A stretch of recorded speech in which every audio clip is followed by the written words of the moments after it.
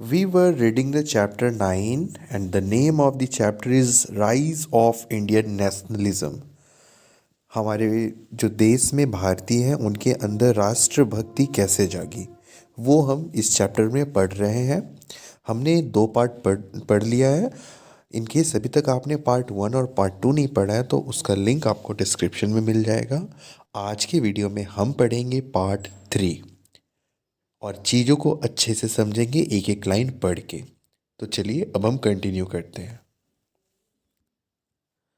In the first phase, moderate leaders like Surendranath Banerjee, Gopal Krishna Gokhale, Dadabhai Naroji, Firoz Shah Mehta, K.T. Telang and M.G. Randhe were prominent। ठीक है, ये सारे leader बहुत important थे। जैसे अभी नरेंद्र मोदी बहुत इम्पॉर्टेंट लीडर है ना, उसी तरीके से ये जो सारे लोग हैं ये सभी इम्पॉर्टेंट लीडर्स थे। They follow a mild and moderate policy of prayer and petition. तो ये सब जो लोग थे ना, ये बहुत ही प्यार से अंग्रेज़ों से बात करते थे, रिक्वेस्ट करते थे हर एक चीज़ों के लिए। And insisted more on negotiation with the British than on open confrontation. सीधा मुंह बात करने के बजाय ये सभी लोग रिक्वेस्ट करते थे, हाथ जोड़कर अपील करते थे, इस तरीके से बात को रखते थे। However, with the passage of time and growing sensitivity to the British injustice, the mental of leading the movement passed on to the people known as extremist leaders। पर जैसे जैसे समय बीत रहा था, हम भारतीयों को ये फील होने लगा था उस वक्त कि अंग्रेज़ हम लोग को सीरियस नहीं ले रहे हैं, हम लोगों की बातों को टाल रहे हैं, या फिर हम लोग जो भी उनसे रिक्वेस्ट कर रहे हैं ना तो वो सुन नहीं रहे हैं। तो ऐसे बहुत दिनों तक हुआ। फिर कुछ लोग निकल के आए जो लोग बिलीव करते थे मारने में, कि मारेंगे अंग्रेज को, अगर बात नहीं माना ना तो मारेंगे। ठीक है, ऐसा माइंड सेट था और ऐसे लोगों को एक्सट्रीमिस्ट कहा गया था। तो ये जो आप अभी फर्स्ट लाइन हमने पढ़ा, इसका वही मतलब है। However with the passage of time and growing sensitivity to the British injustice, British हमें जस्टिस नहीं देते थे, their injustice to us. The mental of leading the movement passed on to the people known as the extremist leader. The leaders of the radical phase of Congress politics included बाल गंगाधर तिलक, श्री अरविंदो घोष, लाला लाजपत राय, बिपिन चंद्र पाल। तो ये सब कुछ extremist leader थे। ये सभी प्यार से नहीं बात करते थे, ये सभी गुस्सा कर बात करते थे और मारपीट पे उतर जाते थे। इस माइंडसेट के थे ये सभी लोग।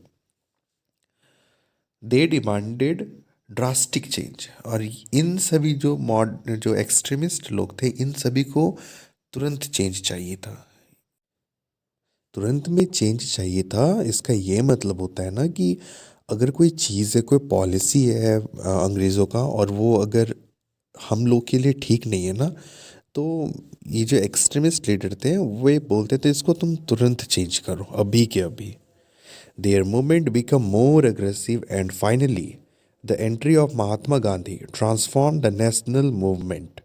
Under him, the national movement included large number of people from almost all sections of Indian society: peasant, tribals, workers, women. This ultimately led to the independence of India. Purna Swaraj, or complete independence, was the main goal of the leader during this phase. They followed method of non-violence and non-cooperation। तो मैं आपको बताता हूँ scenario क्या था। हमने अभी तक पढ़ा कि 1885 में इंडियन नेशनल कांग्रेस फॉर्म हुआ, फिर वैसे ही बहुत दिनों तक चला। ठीक है, तो ऐसे 1905 तक चला। फिर जो भी डिमांड्स थे हमारे कांग्रेस के लीडर के, वो बहुत प्यार से रखते थे 1905 तक। फिर 1905 के बाद कुछ लीडर्स सामने आए जिनका नाम हमने पढ़ा, जैसे बाल गंगाधर तिलक और ये बिपिन चंद्र पाल, ये सभी लोग। तो ये सभी लोग सामने आए और ये लोग बिलीव करते थे तुरंत जो भी रिज़ल्ट हो वो तुरंत मिलना चाहिए। ठीक ना, तो हुआ ये कि ना 1905 के बाद कांग्रेस स्प्लिट हो गए दो दो पार्टी में, मतलब दो पार्टी मतलब दो गुट में हो गए। तो एक हो गया आपका मॉडरेट और दूसरा हो गया एक्सट्रीमिस्ट। ठीक है। फिर कुछ सालों के बाद एंट्री होती है महात्मा गांधी की। पर अभी हमने देखा कि जो एक्सट्रीमिस्ट लोग हैं वो तो वायलेंस को प्रमोट करते हैं, पर जब भी महात्मा गांधी का नाम आता तो हम ये जानते कि वो हमेशा बोले कि नॉन वायलेंस के रास्ते पे हम लोग को चलना है, वायलेंस नहीं करना है। तो गांधी जी किस में, एक्सट्रीमिस्ट में या मॉडरेट में? तो गांधी जी एक ऐसे इंसान है ना जो सभी को लेकर चले, चाहे वो कोई भी कास्ट का हो, अपर कास्ट, लोअर कास्ट, या फिर कोई भी सेक्शन ऑफ द सोसाइटी के लोग हो, मतलब लाइक पीजेंट हो, किसान हो, जो ट्राइबल्स हैं, उनको सभी को गांधी जी जोड़े थे। इसीलिए गांधी जी को महान कहा जाता है। तो गांधी जी सबको जोड़े और फिर अब शुरू होती है अंग्रेज़ों के खिलाफ लड़ाई। ठीक है। तो हम लोग लड़ाई कैसे कर रहे थे नॉन वायलेंस होके? तो हम लोग नॉन कोऑपरेशन मूवमेंट चलाए थे। नॉन कोऑपरेशन मतलब जैसे कि अंग्रेज़ कुछ अगर बोले तो हम लोग उसको फॉलो ही नहीं करेंगे। ठीक है। तो इस रास्ते को अब हम लोग फॉलो करने लगे थे, और जिससे कि अंग्रेज़ हम लोग से बहुत परेशान होने लगे थे। ठीक है, अब आगे देखते हैं। The leaders of the first phase of Congress politics were called moderates because their demands were modest and mild. They wanted to peacefully bring about change in the administration of the country. तो मैंने अभी जैसा बताया कि 1885 में Congress form हुआ था, और फिर 1905 तक जो टाइम था ना वो मॉडरेट लोग थे मेनली कांग्रेस में। बट 1905 के बाद ना चेंजेस आने लगे। उसके बाद से कुछ एक्सट्रीमिस्ट लोग आए जो कि बिलीव करते थे कि जल्दी से डिसीजन लो कुछ। ठीक है, मतलब वो सब गुस्सा टाइप के थे जो गुस्सा आ जाते थे तुरंत। तो अभी फ़िलहाल हम लोग मॉडरेट के बारे में पढ़ रहे हैं। तो उनका डिमांड क्या था मॉडरेट्स का? Demands. In its early phase, the Congress chiefly concerned itself with the criticism of government policies and demand for reforms. It drew the attention of the government to the increasing poverty in the country and asked for measure to remove it. Its initial demands were, तो जो initially जब कांग्रेस बना था तो उनका ये demand था कि हमारे देश में बहुत गरीबी है, तो अंग्रेज़ क्या कर रही है भारत से गरीबी हटाने के लिए। इनकी और भी कुछ कुछ डिमांड थे, like increase the power of legislative council and create councils in provinces which they did not exist, reduce land revenue and bring changes in government's economic policies to help the growth of Indian industries. तीसरा, recruit Indians to higher post in the government and hold the civil services examination in India also. मतलब कि India में civil services का exam हो, और जो top post होता है ना, जैसे आईएएस होता था, आईपीएस होता था उस वक्त का, तो उसमें इंडियंस को मिलना चाहिए जगह, क्योंकि उस वक्त सिर्फ अंग्रेज़ों को इन सारे पोस्ट में जॉब मिलते थे। Cut government expenditure on administration and army, expand welfare programmes and promote education. तो ये कुछ डिमांड्स थे मॉडरेट्स के। In short they did not ask for the British to leave India. तो ये जो नरम दल यानी कि मॉडरेट्स थे ना, इनका ये कहना था कि आप ही रूल करो, पर आप हम लोग जो जो बात कहते हैं उसको मानो। तो in short they did not ask for the British to leave India, they had faith in the British system of administration and felt that India could develop by staying within the British empire. तो इन लोगों का मानना था कि जो अंग्रेज़ हैं उनके हुकूमत में ही भारत की उन्नति हो सकती है। They wanted swaraj within the British empire और डोमिनियन स्टेटस। और इन लोगों का मानना था कि स्वराज, स्वराज का मतलब होता है कि खुद से राज करना, स्वयं राज करना। तो इंडियंस के माइंड में ये था कि अंग्रेज़ तो रूल करेगा ही करेगा, पर उसके अंडर में हमारा राज होना चाहिए, स्वराज। ठीक है। Methods, there were some moderates who never had a pronounced dislike for the British rule. They were guarded even in their criticism and never used objectionable language because of their faith in the sense of justice of the British. Their viewpoint was always expressed through letter and resolution passed at the end of INC meeting, usually held once every year. तो मैंने बताया कि हर एक साल कांग्रेस का एक meeting होता था इंडिया के कोई इम्पोर्टेंट जगह पे। तो उसमें ये बताया जाता था कि लोगों की क्या प्रॉब्लम्स है, और जो भी प्रॉब्लम्स होते थे ना, और जो भी बात होती थी वो लेटर के थ्रू वो अंग्रेज़ों को पूछते थे। They carried out propaganda through the press as a platform, and by holding annual session, they placed their demand before the government through resolution and petition. ठीक है, मतलब रिजोल्यूशन एंड पिटिशंस का मतलब होता है कि जो भी प्रॉब्लम्स होते थे ना इंडियन का, उनको वो कागज़ में लिखकर अंग्रेज़ों को देते थे। Moderates used peaceful means because they also felt that the time was not yet ripe to adopt violent means, and they were not strong enough to challenge British authority directly. तो इन लोगों का ये मानना था ना कि अभी हम लोग बहुत कमज़ोर हैं अंग्रेज़ से लड़ने के लिए, और अंग्रेज़ों की अथॉरिटी को चैलेंज करना अभी ठीक नहीं है। एटीट्यूड ऑफ द ब्रिटिश, अब हम देखेंगे कि ब्रिटिश का क्या एटीट्यूड होता था। इधर के लोग तो जो भी प्रॉब्लम्स होते थे उसको लिखकर अंग्रेज़ों को देते थे और बोलते थे कि इसका सॉल्यूशन करो, पर अंग्रेज़ों का क्या एटीट्यूड होता था इसको लेके। तो अब पढ़ते हैं ये वाले पैराग्राफ को और समझने की कोशिश करते हैं। At the inception of the Congress, the British government looked at the Congress movement with favor. तो जब कांग्रेस बनी थी तो उसमें ये ब्रिटिश सरकार भी फेवर कर रही थी कि हाँ बहुत अच्छा एक प्लेटफॉर्म होना चाहिए जहाँ पर अंग्रेज़ों को मतलब कोई हो जो बात पहुँचाए। तो उन्हें कांग्रेस सही लगा, तो इस इनिशियली फेवर भी किए थे। Government officials not only attended the first meeting of the Congress but even took part in its discussion. तो जो पहला सेशन हुआ था उसमें अंग्रेज लोग ना सिर्फ पार्टिसिपेट किए थे मीटिंग में, जबकि और भी मतलब उसका जो डिस्कशन हुआ था उसमें भी पार्टिसिपेट किए थे। The Governor General Lord Dufferin also invited Congress delegates to a garden party in Calcutta. और उस वक्त का जो गवर्नर जनरल था लॉर्ड डफरिन, वो भी बुलाया था जो भी इंडियंस थे उनको, कांग्रेस के मेंबर्स थे उनको, गार्डन पार्टी जो कि कोलकाता में हुआ था। As the Congress began to ask for more and more reforms, तो कांग्रेस तो बनाया ही इसलिए गया था ना कि जो भी प्रॉब्लम्स है वो रख सके, और जो भी रूल जो हम भारतीयों के खिलाफ था उस पर हम लोग उस पर लाइट डाल सके ताकि अंग्रेज उसे रिफॉर्म करें।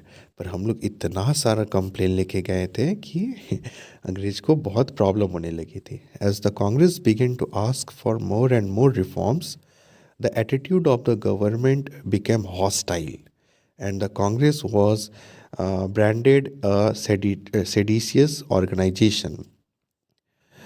Lord Dufferin expressed his disapproval of the educated community. He referred to it as a microscopic minority which had no right to represent India.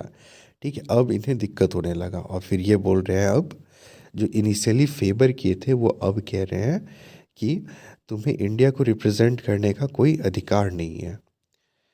Gradually the British officials kept away from the meeting. अब धीरे धीरे अंग्रेज जो है वो annual meeting होती थी जो कांग्रेस की, उससे अब दूरी बनाने लगे। अब शायद आपको ऐसा लग रहा होगा कि इंडियन नेशनल कांग्रेस किया ही क्या है इंडिया के लिए, पर आप अगर अपना दिमाग को थोड़ा शांत करके सोचोगे तो आपको ये फील होगा कि आईएनसी जो था वो एक ऐसा प्लेटफॉर्म बना, भले ही मॉडरेट लोग थे बट एक ऐसा प्लेटफॉर्म बना जहाँ पर सारे इंडियंस एक जगह आए, और ये एक ऐसा प्लेटफॉर्म बना जहाँ पे जो भी प्रॉब्लम्स होती थी वो सीधा अंग्रेज़ को बोलते थे, और शुरुआत में अंग्रेज़ इनके प्रॉब्लम्स को सुनते भी थे, क्योंकि हमने भी पढ़ चुका है कि इनिशियली दे फेवर, पर बाद में इनका माथा भारी होने लगा, इनका सिर भारी होने लगा अंग्रेज़ों का कि क्यों ही बन गया ये आईएनसी। ठीक है, आगे देखते हैं कंट्रीब्यूशन क्या रहा मॉडरेट्स का। Some people have criticized the policy and program of the moderates and are of the view that they did not achieve anything significant. तो कुछ लोगों का ये मानना है कि जो मॉडरेट थे वो कुछ हासिल नहीं किए, कुछ बहुत बड़ा कुछ हासिल नहीं किए. Although the moderate could not achieve much, their contribution towards the growth of the national consciousness cannot be ignored. हाँ, ये मान सकते हैं कि जो मॉडरेट लोग थे ना वो ज़्यादा कुछ अचीव नहीं किए, पर ये भी हमें भूलना नहीं चाहिए कि ये सभी को एक जगह इकट्ठा किए और भारतीयों के अंदर राष्ट्रभक्ति की भावना जगाने का काम किए. They played an important role in organizing people or public opinion and placing it before the government. They were the middle class intellectuals, men of wisdom, who tried to unite the people and promote nationalism. They played a significant role in paving the way for a united national struggle. They prepared the base for the radical movement. ठीक है, देखो बाद में भले ही extremist आए, पर extremist तो वही प्लेटफॉर्म पे आए ना, आईएनसी में ही आए ना.